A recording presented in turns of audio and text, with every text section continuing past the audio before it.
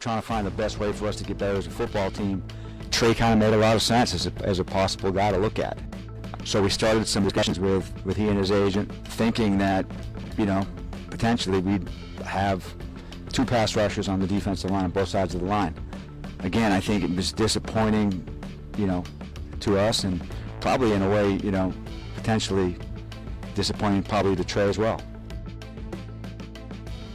DeCosta making a reference to Tyler Linderbaum, who signed a big contract, leaving the Ravens to the Raiders. Senior NFL insider Adam Schefter joining us now. Schefter, the last 24 hours, they've been quite a blur in Baltimore. Walk us through the Ravens signing Hendrickson and then backing out of that Max Crosby trade with the Raiders.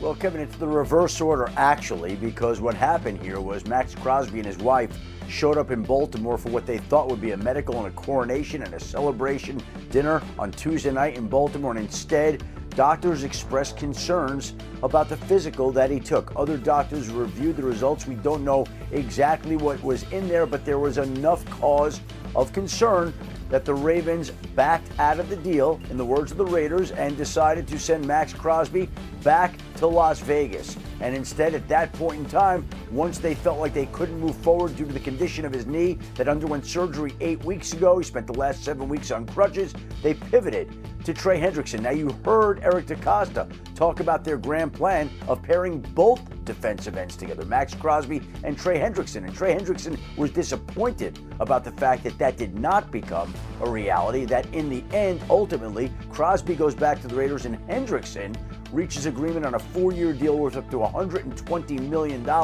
in Baltimore to now provide the type of pass rush the Ravens thought they would be getting from Max Crosby when they agreed to a trade for him on Friday night. All right, so now the Raiders, they lose out on 2 first-round picks from the Ravens, and Crosby now goes back to Vegas. What's next for the defensive end here, coming off that knee injury?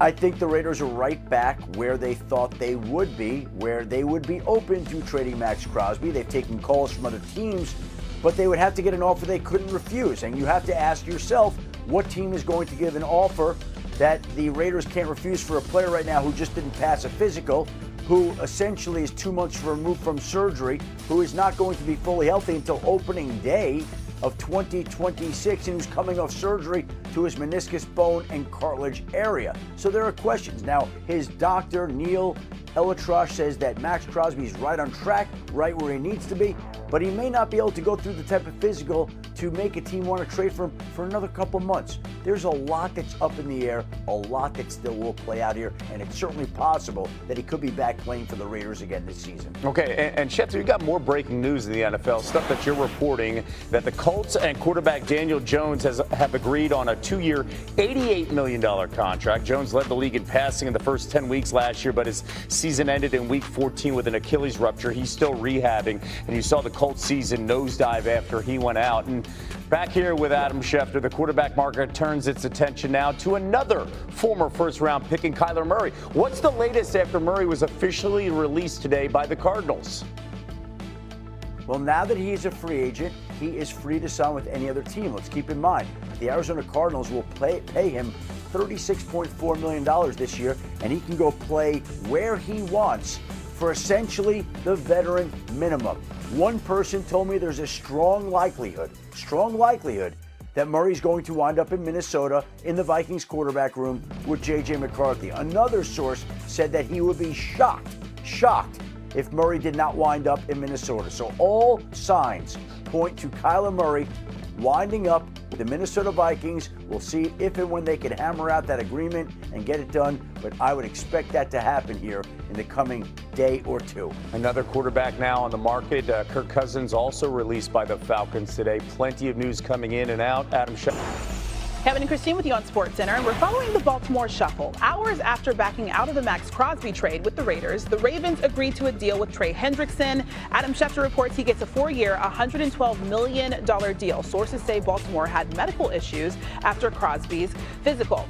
All right, 2-time Super Bowl champ Booger McFarland is joining us now. So, Boog, how does the Ravens' decision to back out of the deal with Crosby and add Hendrickson impact their chances at a Super Bowl? Well, it definitely increases those chances. I think if you looked at this Baltimore defense last year, like everyone knew they were looking for a pass rusher, which is why they traded 2 number ones for Max Crosby. And when that deal fell through, Eric DeCosta did what he does best and just pivoted and moved on.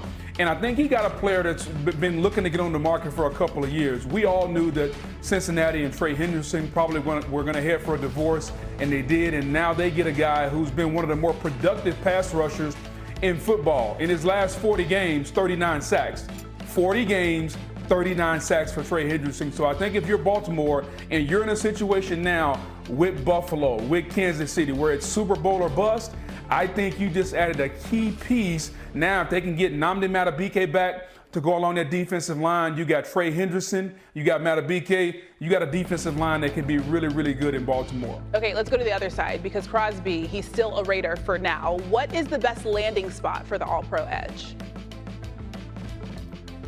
Well, I think it's to stay right there in Las Vegas. I understand he probably doesn't want to be part of a rebuilding process with the likely number 1 pick, Fernando Mendoza out of Indiana, but he's not healthy right now. And I think the reason he failed the physical was because he's only just started walking last week. And so I think if you're Max Crosby and you're the Las Vegas Raiders, I think the best thing to do right now is to keep Max there. You go, continue to rehab, get him healthy. And if you want to move him, say later in the summer, the way the Dallas Cowboys moved Micah Parsons to Green Bay, then you go ahead and move him. But right now, I think the best thing for him to do is continue to rehab, continue to get better. And then if you can show up this summer and show everybody, whether it's Instagram or wherever, that you're back healthy and back moving the way that we're used to seeing Max Crosby move, then if you want to trade him, you can trade him. But if I'm the Raiders, keep Max Crosby there. Like, he fits being a Raider. He's the Raider way. I hope he stays there in Las Vegas. Yeah, not sure if he's happy about that. By the way, Hendrickson and Crosby are both top 5 in the NFL in pressures over the last 5 seasons. Crosby has more pressures and Hendrickson has more sacks. More of the book in just a moment. Christine and Kevin back with you. The Cardinals, they're going to continue without Kyler Murray at the start of the NFL league year at 4 Eastern today. Arizona releasing their quarterback after 7 seasons and 2 Pro Bowls. Murray becomes QB1 on the current open market. 2-time Super Bowl champ Booger McFarland back with us. Booger, where do you believe Kyler Murray can have the most success in the league right now? Well, it's got to be the Minnesota Vikings because I think a need and a fit are going to marry here, Kev. When you look at a need, Minnesota needs a quarterback because J.J. McCarthy just wasn't the answer last year. And I'm not sure if you're Kevin O'Connell, you can go into this season with J.J. McCarthy as your number 1. And you talk about the need and fit for Kyler Murray. He's looking for a new home. And the former number 1 overall pick, he's got a rocket arm. He can throw the football from the pocket. I think he's going to be healthy relatively soon. And the fact that you can add a dynamic athlete to that offense with Justin Jefferson, Jordan Addison, and maybe the best play caller in football in Kevin O'Connell, I think it's a fit. And